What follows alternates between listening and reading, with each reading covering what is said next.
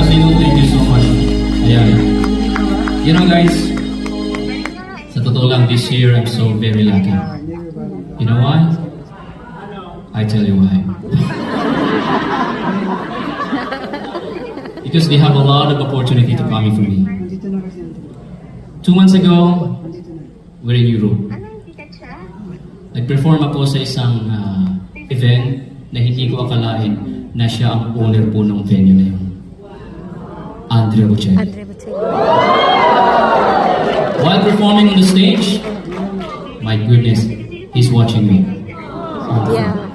And he said, oh wow, this is, my goodness.